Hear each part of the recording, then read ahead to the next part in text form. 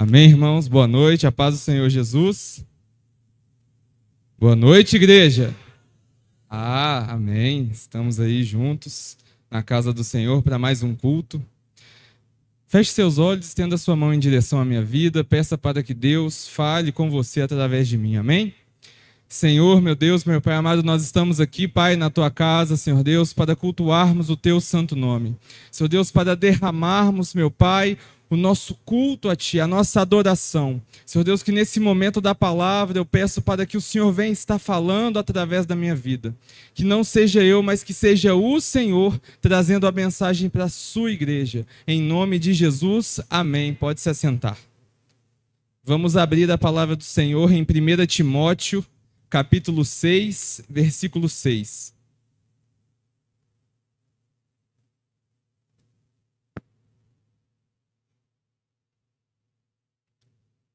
A palavra do Senhor em 1 Timóteo, capítulo 6, versículo 6 diz assim: De fato, grande fonte de lucro é a piedade com o contentamento, porque nada temos trazido para o mundo, nem coisa alguma podemos levar dele. Tendo sustento e com o que nos vestir, estejamos contentes. Ora, os que querem ficar ricos caem em tentação e ciladas e em muitas concupiscências insensatas e perniciosas, as quais afogam os homens na ruína e na perdição, porque o amor do dinheiro é a raiz de todos os males. E alguns, nessa cobiça, se desviaram da fé e a si mesmos se atormentaram com muitas dores. Tu, porém, ó homem de Deus, foge destas coisas. Antes, segue a justiça, a piedade, a fé, o amor, a constância e a mansidão. Combate o bom combate da fé. Tome posse da vida eterna, para a qual também foste chamado e de que fizestes a boa confissão perante muitas testemunhas. Exorto-te perante Deus, para que preserva a vida de todas as coisas, e perante Cristo Jesus, que diante de Pôncio Pilatos fez a boa confissão. Que guardes o mandamento imaculado e irrepreensível até a manifestação do nosso Senhor Jesus Cristo, a qual, em suas épocas determinadas, há de se revelada pelo bendito e único soberano, o Rei dos reis e Senhor dos senhores. O único que possui imortalidade, que habita em luz inacessível, a quem homem algum jamais viu, nem é capaz de ver. A ele a honra e poder eterno. Amém. Versículo 17. Exorta aos ricos do presente século para que não sejam orgulhosos, nem depositem a sua esperança na instabilidade da riqueza, mas em Deus, que tudo nos proporciona ricamente para o nosso aprazimento. Que pratiquem o bem, sejam ricos de boas obras, generosos em dar e prontos a repartir.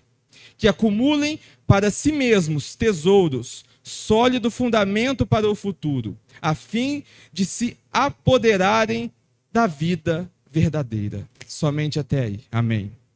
Aleluia. Hoje o nosso tema, irmãos, é como alcançar a verdadeira prosperidade. Muito tem sido nos ensinado durante essa campanha sobre a prosperidade. E hoje nós precisamos enxergar o cenário atual em que nós vivemos. Em que época que nós estamos? O que tem acontecido no meio nosso, no nosso meio evangélico? A prosperidade hoje, no mundo de forma geral, é um dos temas mais vendidos em livrarias. Se você for em uma livraria hoje, você vai ver livros de como ficar rico, de pensamentos que atraem dinheiro, de lei da atração, o homem mais rico da Babilônia, vários títulos literários sobre riqueza, sobre ficar rico, sobre prosperidade. Mas afinal, o que é a verdadeira prosperidade? Ao título de exemplo, eu trago Guilherme Kogat, que saiu de uma situação de extrema pobreza, mas que prosperou por viver fielmente a Deus, por viver uma vida voltada a investir no reino dos céus. Ele, irmãos, começou na sua vida ganhando muito pouco. E nesse pouco que ele tinha, ele tirava o dízimo. E ele empreendeu vários negócios e teve sucesso em vários deles. E ele abriu uma empresa. E dessa empresa que ele tinha, ele passou a investir no reino de Deus 50% do seu faturamento.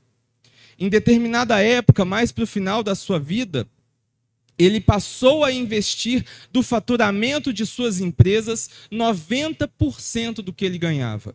E os outros 10% que sobrava, ele tinha uma vida extremamente confortável, atendendo a todas as suas necessidades. À luz disso, desse exemplo e desse texto que nós lemos, nós vamos dividir a palavra de hoje em 3 blocos. O primeiro deles é a teologia da miséria. O erro em associar a espiritualidade à pobreza. O texto base é 1 Timóteo 6,17, a parte B do versículo diz assim: mas em Deus, que tudo nos proporciona ricamente para o nosso aprazimento. Aqui, irmãos, nós temos que, na Idade Média, surgiu um conceito equivocado chamado voto de pobreza. Dentro dessa época da Idade Média, acreditava-se que quanto mais miserável você era, quanto mais desapegado de coisas materiais, mais próximo de Deus você estaria.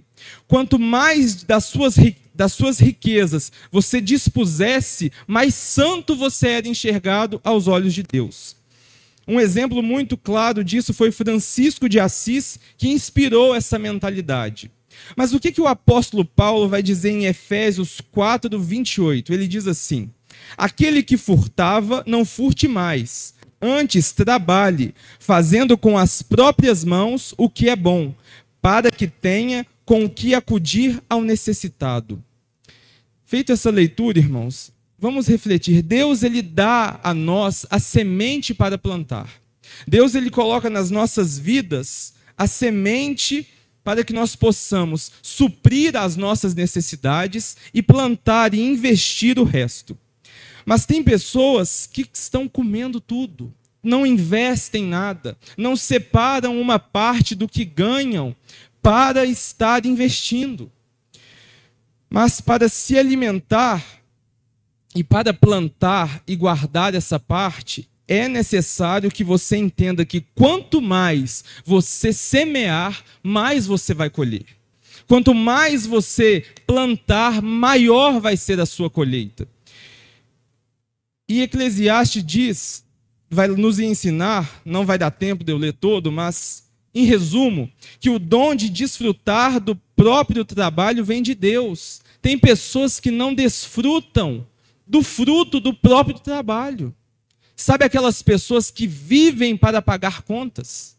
Que não vê o salário chegando? Na verdade até vê, mas já vê ele saindo, porque já tirou a fatura do cartão. Aquelas pessoas que compram e não ajuntam nada, não plantam nada, não investem em nada, não poupam nada.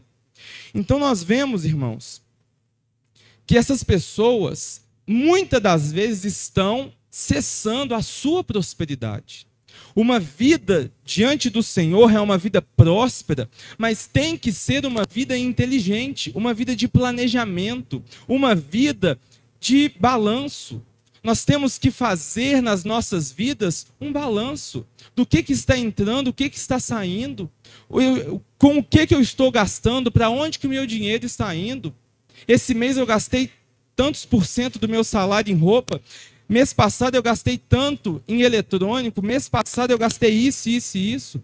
Por quê? Porque não adianta uma oração, um desafio com Deus, se nós não fizermos essas coisas básicas e primordiais. Você fazer um balanço das suas finanças é você cumprir essa promessa do Senhor, de você poder aproveitar, de você desfrutar do fruto do seu trabalho. Porque senão você vai continuar pagando as contas que você mesmo fez. Então, irmãos, nós temos que ter cuidado com as nossas finanças, com as nossas decisões financeiras. Em resumo, nessa teologia, nós temos João Calvino, que ele escreveu uma obra literária chamada Humanismo Social. E nele ele falava sobre trabalho, sobre economia, sobre investimento e sobre generosidade. Deus, ele dá sabedoria para que nós possamos ganhar, para que nós possamos investir, para que nós possamos repartir o dinheiro que está vindo até nós. Porque, irmãos, a obra do Senhor necessita de dinheiro na terra. Sustentar a igreja é mais desejo do Senhor do que nosso. Então, Deus, ele quer que nós sejamos prósperos. Porque se todos nós aqui formos prósperos, nós poderemos repartir essa prosperidade ao necessitado. John Wesley, no século XVIII, ele afirmou o seguinte: ganhe tudo o que puder, economize tudo o que puder e distribua tudo o que puder. Tem pessoas que não sabem economizar. Então, irmãos, eu vou dar um exemplo prático nas nossas vidas que acontece. Quando nós temos um evento social se aproximando, um casamento, uma formatura, qual que é a primeira reação, principalmente das irmãs? Ah, não, eu tenho que ir lá comprar um sapato novo. Ah, não, tenho que ir lá comprar uma roupa nova. Porque eu já usei todas as minhas e eu não posso ser vista com a mesma roupa. Porque vão tirar foto, eu vou sair lá na foto, vai pegar, vai ver que eu estava com a mesma roupa. Só, irmãos, que se você for pegar o guarda-roupa dessa irmã, tem mais ou menos umas 150 combinações diferentes de roupa. Tem mais de 200 pares de sapato. Tem mais de não sei quantas e quantas maquiagens, quantos e quantos perfumes. Tem não sei quantas e quantas bolsas. Uma para cada evento, uma de cada tamanho.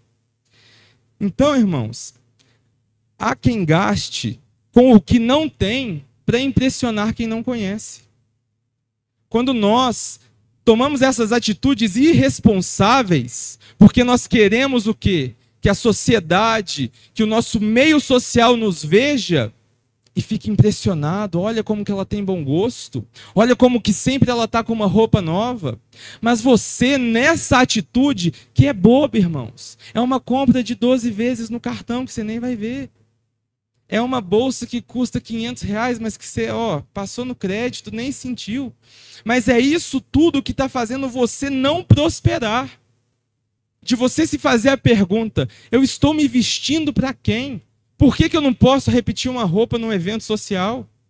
Então tudo isso, irmãos, tem que ser analisado de forma racional. Nessa hora aqui, não é só usar os olhos da fé que o Senhor proverá, amém, aleluia.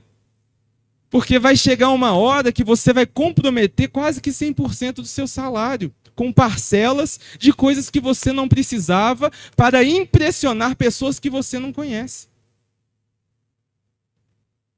Qual que é a conclusão dessa teologia da miséria? Aqui, irmãos, o problema não é ter o dinheiro. O problema é você ser possuído por ele. Um exemplo bíblico: Abraão, Davi, Jó, Salomão foram homens riquíssimos. Isaac foram homens riquíssimos e justos. Então, se fosse o caso, esses homens de Deus não seriam ricos. Então, não há problema em você querer dinheiro, em você querer ser próspero financeiramente, desde que isso não roube o lugar do Senhor no seu coração. Em 1 Crônicas 29:12 diz: riquezas e glórias vêm de ti. Provérbios 10:22, a bênção do Senhor enriquece. Salmo 102:3, na casa do justo há prosperidade. Isaías 1:19-20, se quiserdes e me ouvirdes, comereis o melhor dessa terra. O problema não é o dinheiro. Não é pecado ser rico. O que não pode é o seu coração ser possuído, tomado pelo dinheiro. Aquela ânsia de dinheiro. Aquela pessoa que acorda, que ela abre o olho dela já aquele cifrão, pensando no como que eu vou conseguir dinheiro? Quem que eu vou pedir emprestado? Como que eu vou conversar no banco para aumentar meu limite? Então, irmãos, nós não precisamos ser pobres e vivermos na miséria para sermos bem vistos aos olhos do Senhor. Amém? Esse é o primeiro ponto da nossa mensagem. O segundo, que é controverso a isso, que é o outro extremo, é que a teologia da prosperidade. Aqui o erro é medir as bênçãos do Senhor com as riquezas adquiridas. Texto-chave, vamos abrir a palavra do Senhor em Deuteronômios, capítulo 28, versículo 8.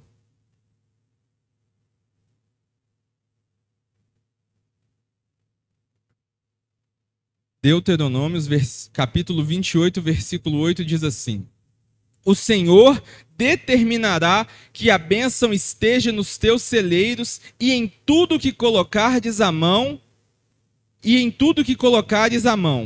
e te abençoará na terra que te dá o Senhor teu Deus. Qual que é o desvio doutrinário que aconteceu com a teologia da prosperidade?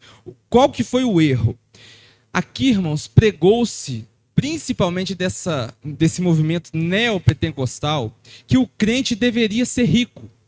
Que se o crente não fosse rico, ele estaria vivendo em maldição, ele estava em pecado, ou ele não era dizimista, ou ele não era ofertante. Então ligou-se muito a ideia das pessoas não prosperarem por elas não cumprirem o rito. Ah, porque ela não fez o voto de R$1.000. Ah, porque ela não entregou o carro para a igreja. Então começou-se a criar falsos mestres, falsos pastores, que se diziam pastores, começaram a transformar a fé em uma barganha com Deus.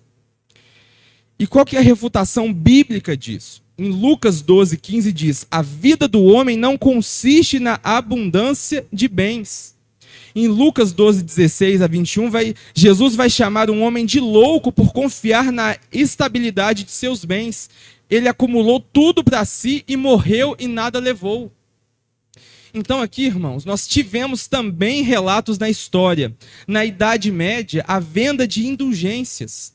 Ou seja, você pecou, você vai ofertar tanto, você vai dispor da sua terra tantos metros e você vai ser perdoado. Isso na Idade Média que vários movimentos de reforma começaram a acontecer. E por isso que surgiu o movimento da reforma protestante. Tudo isso, irmãos, porque hoje também nós temos isso. Quantos de nós já não vimos notícias de estou vendendo lote no céu, faço voto de R$1.000, o pano que Abraão usou, o cajado que Moisés usou para abrir o mar, custando mais de R$20.000. A água de Israel, que custava R$20 um potinho de 50 ml. Então, tudo isso nós acompanhamos durante a igreja, que passaram a ser igrejas que se transformaram em empresas. E nós não víamos mais a figura de um pastor, a figura de um sócio administrando um negócio. Passou-se a não ser mais alguém levantado e usado por Deus, mas passou-se a se levantar sócios treinados para encantar o público. E isso foi um movimento que nós vimos bastante nas igrejas. O exemplo, tem um líder religioso que por questão de ética não vou citar o nome, mas ele afirmou que Jó sofreu tudo o que sofreu porque ele não era dizimista. E que se ele fosse dizimista, nem Deus podia tocar nos seus bens. Então, irmãos, pregou-se há muito tempo isso, essa prosperidade. Diversas e diversas pessoas e famílias foram enganadas por essa teologia falsa. Mas vamos refletir. Apóstolo Paulo, a espinha dorsal do Novo Testamento, o autor de mais de não sei quantos livros do Novo Testamento. Um cara com o porte e o rigor de um verdadeiro homem de Deus levantado. Morreu, ele terminou com uma capa velha para pôr sobre o corpo. Terminou sem nada na vida. Se fosse assim, Paulo ele estava no pecado terrível.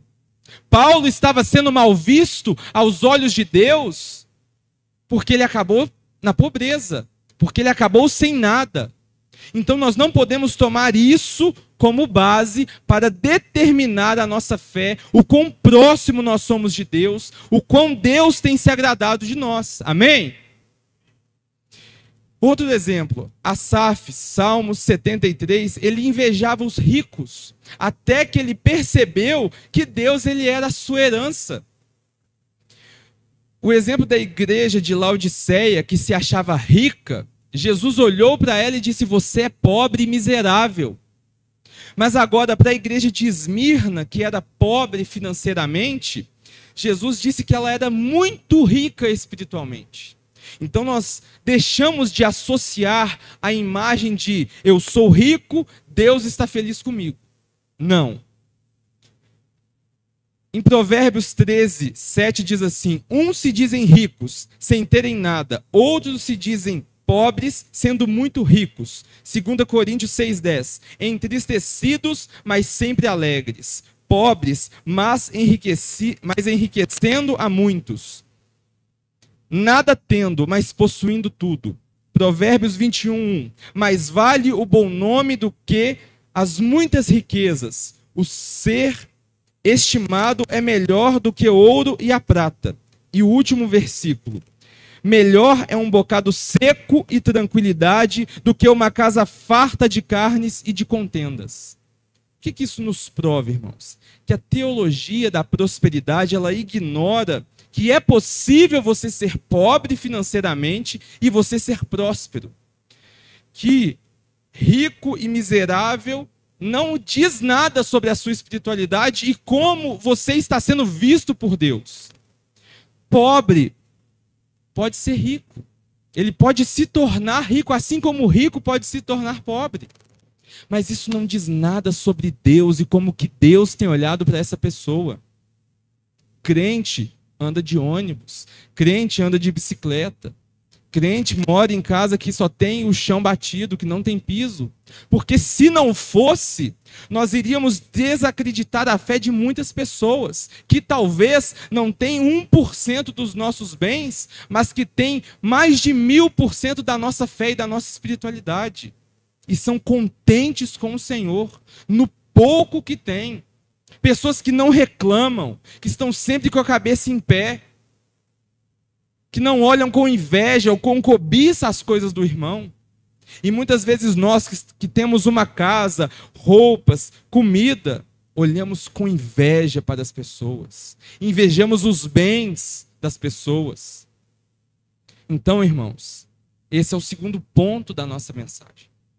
Agora, o terceiro é a verdadeira prosperidade, segundo o que a palavra do Senhor nos traz.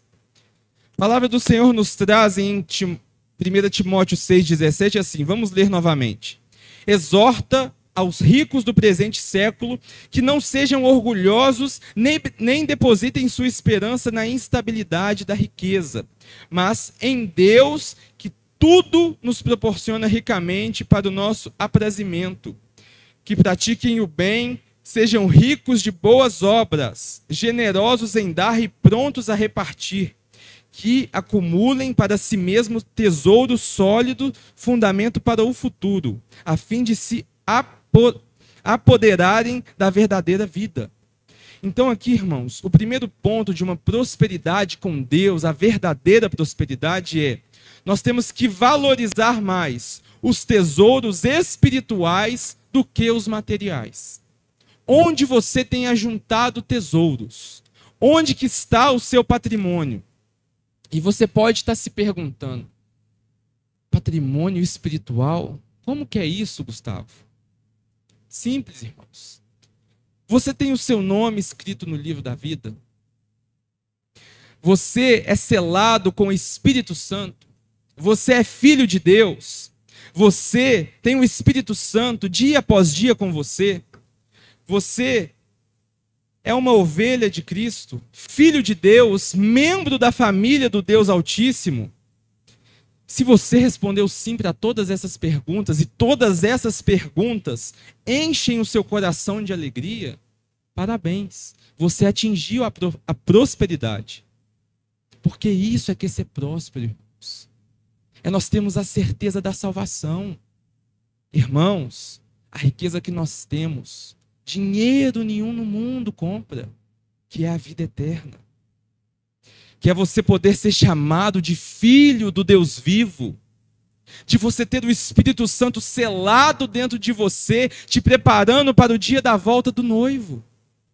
Isso é ser próspero. Segundo ponto da verdadeira prosperidade. Prefere o contentamento interior ao conforto exterior. O que isso nos diz, irmãos? Olha a quantidade de pessoas que têm se jogados de cobertura de luxo, porque não aguentam mais o peso da vida. E quantas pessoas que moram nessas casas, igual eu falei, de chão batido, que tem somente um colchão, não tem nem a estrutura da cama, mas que levantam todos os dias agradecendo a Deus. Quem que é próspero? Quem que é realmente feliz? A pessoa que está na cobertura, com bolsas caras, roupas de luxo, grifes, carros importados, sítios, chácaras, casa na praia, mas que não está aguentando mais o peso da vida, que está preferindo atentar contra a própria vida. Ou aquela pessoa que se levanta pela manhã tendo a certeza que é salva.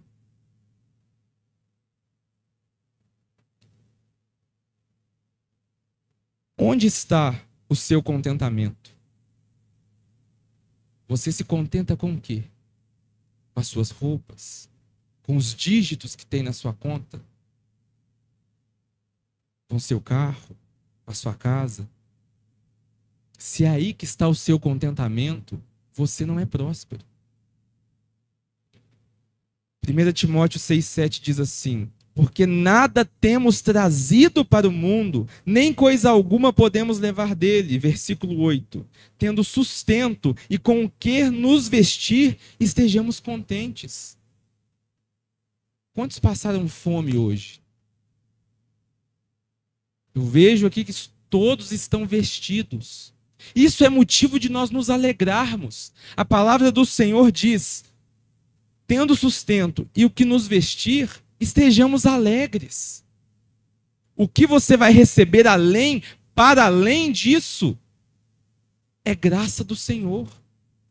Mas você já se considera próspero, mesmo no pouco. Terceiro ponto: dar mais valor ao ser do que ao ter. Aqui é um desejo, irmãos, descontrolado pelo dinheiro que nós falamos. Isso gera ruína. Timóteo 9. Ora, os que querem ficar ricos caem em tentações e ciladas e em muitas concupiscências insensatas e perniciosas, as quais afogam os homens na ruína e perdição, porque o amor ao dinheiro é a raiz de todos os males. E alguns nessa cobiça se desviam da fé e de si mesmos, se atormentam com muitas dores. A verdadeira prosperidade, irmãos, não se vende.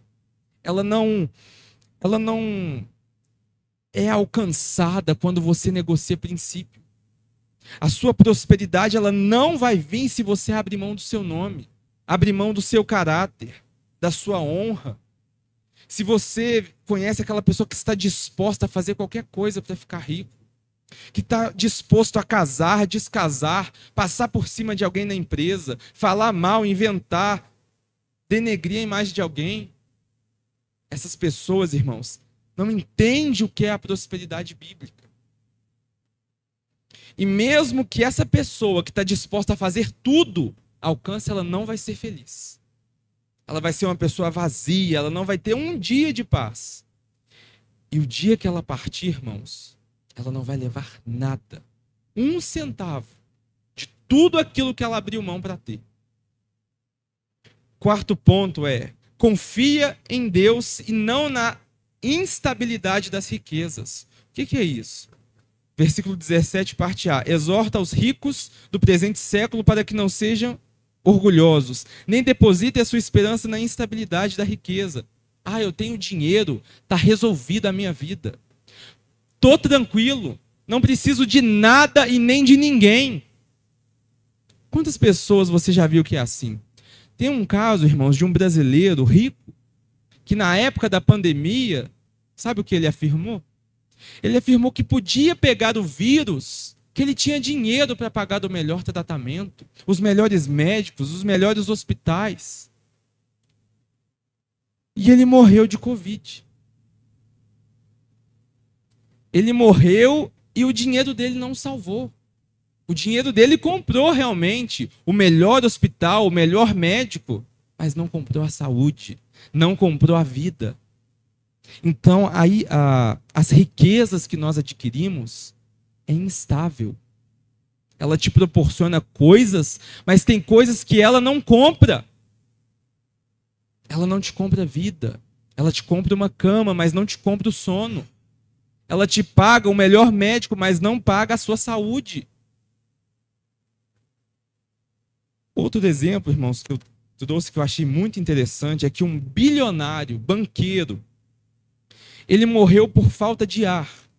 E no velório dele, a filha dele disse o seguinte, que o que é mais triste é que o meu pai, sendo dono de um império financeiro, morreu por aquilo que é de graça, que é o ar em seus pulmões.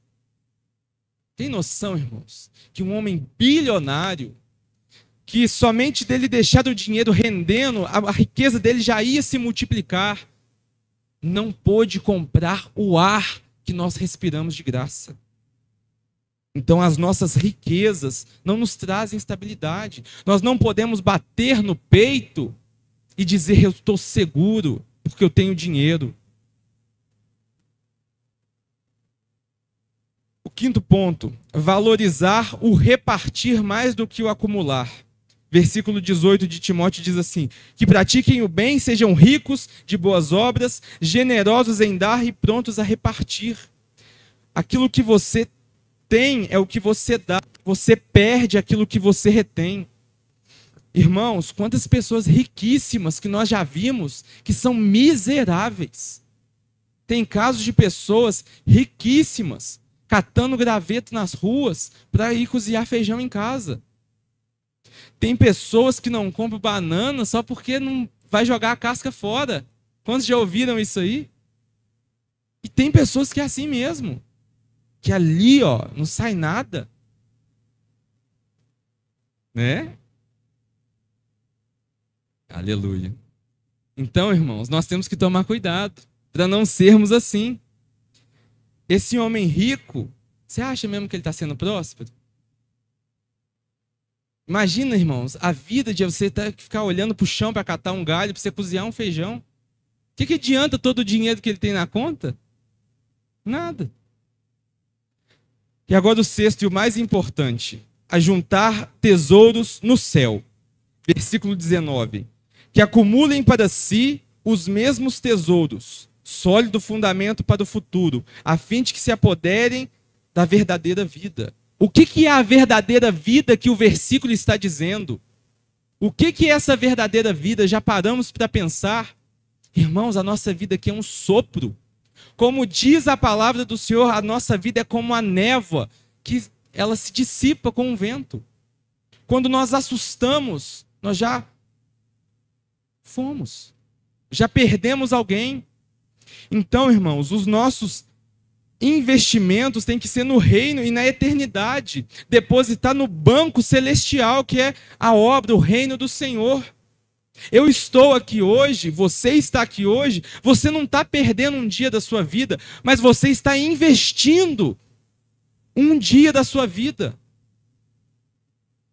Eu ouvi uma frase, irmãos, de um homem cristão, que ele disse o seguinte: se tudo isso que eu vivi até hoje, se tudo isso fosse uma grande mentira, e o evangelho realmente não existisse, foi um prazer ser cristão. Por quê? Sendo cristão, nós aprendemos a ser prósperos. Prósperos no sentido de andar contente, tendo contentamento. Andar e viver uma vida próspera. Uma vida satisfeita. Coisa que o mundo não pode te dar nunca. Nem se você for o homem mais rico do mundo, você vai alcançar a prosperidade bíblica. E essa é a verdadeira prosperidade. A conclusão, irmãos, para nós terminarmos, 4 afirmações para nós. Deus, ele é o dono de tudo. Nós não trouxemos nada quando chegamos a essa terra. E nós não levaremos nada. Nada. Segunda, o propósito da riqueza é repartir e não acumular. Nós temos que abençoar as pessoas que estão precisando. Nós temos que repartir a riqueza. Olha o caso do Guilherme Colgate, lá do início da pregação. Ele viveu com 10% das suas empresas e o resto, os 90%, ele investia no reino de Deus, com projetos missionários, com cesta básica para a família que estava precisando. E nós? O que nós temos feito? Terceira, contentamento em toda situação é um sinal de maturidade. Ah, você está onde você gostaria? Não, mas amém, porque até aqui o Senhor me sustentou. Quarta e última, a nossa herança, ela é eterna. Lembre, irmãos, muito se fala aí fora, eu gostaria de ter a vida de um herdeiro. Você já é herdeiro. A sua fortuna, a vida terrena não pode comprar. Os impérios da terra, os governos, as riquezas, não podem comprar aquilo que você tem, que é a eternidade ao lado do nosso Senhor. Que é o dia que nós veremos os olhos de Jesus, que nós andaremos assim na Nova Jerusalém, face a face com Ele. Imagina, irmãos, a gente vendo, ali é Jesus que está passando. Estaremos completos por toda a eternidade. Isso, irmãos, dinheiro nenhum compra. Então se faça essas últimas perguntas para a sua reflexão. Você é rico aos olhos de Deus? Deus, se Ele olhar para você hoje, Ele vai achar você rico? E não confunda com a riqueza terrena. Porque Laodiceia, a igreja, se considerava rica pelos recursos que tinha. Mas Jesus olhou para ela com os olhos de fogo e disse, você é pobre e miserável. Então, aos olhos de Deus, você é rico. Qual foi a última vez que você socorreu alguém que estava precisando? Que você socorreu alguém com o que Deus te deu? Quantas pessoas você ajudou? E a última, a sua prosperidade está a serviço do reino de Deus ou a serviço do seu conforto terreno? Quando nós respondermos essas perguntas e alinharmos as nossas atitudes com a verdadeira prosperidade, que é essa que nós acabamos de ver, nós seremos prósperos, irmãos. Não se esqueça que Jesus, Ele vai até a sua casa que ainda não tem piso. Jesus, Ele vai lá naquele guarda-roupa que só tem 2, 3 peças. Ele também vai lá nos condomínios, cheio de carro, de luxo. Mas independente de onde nós estivermos no momento atual, nós vamos ser prósperos. Porque a nossa prosperidade vem do Senhor. E essa o mundo não pode nos tirar. E essa o dinheiro não pode comprar. E em breve, irmãos, muito em breve, nós poderemos ver a face do nosso Mestre querido. Nós poderemos ver os olhos de Jesus, os olhos de fogo, ouvir a voz de muitas águas do Senhor. Essa é a nossa prosperidade. Essa é a nossa felicidade. Amém? Então vamos nos colocar de pé para estar encerrando.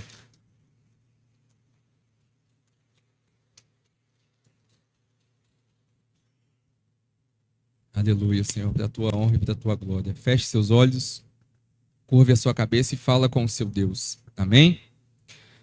Senhor, meu Deus, meu Pai amado, nós estamos aqui, Pai, na tua casa após esse momento. Senhor Deus, eu te peço, Pai, que essa palavra seja uma semente plantada numa terra fértil. Pai, que hoje nós possamos ganhar a realidade da prosperidade. Não a prosperidade terrena, que é muito pequena comparada à prosperidade celestial. Mas que hoje nós possamos ser prósperos espiritualmente. Que nós possamos ter o contentamento, que nós possamos usufruir e desfrutar do fruto do nosso trabalho. Que o nosso dinheiro possa ser usado para socorrer aqueles que precisam, para investir no reino e nos projetos sociais do teu reino, Senhor. Que nós não sejamos levados pela ganância, pela concupiscência, mas que nós sejamos prósperos, felizes, contentes com o Senhor e com aquilo que temos. Que nós sempre possamos ser bondosos, generosos para aqueles que precisam de nós. Senhor Deus, que o Senhor possa prosperar e engrandecer poderosamente a vida de cada um aqui, meu Pai. E que muito em breve a sua obra aqui nessa terra possa se expandir. Que nós possamos, Pai, ajudar mais pessoas. Pai, que nós possamos prosperar a vida de mais pessoas.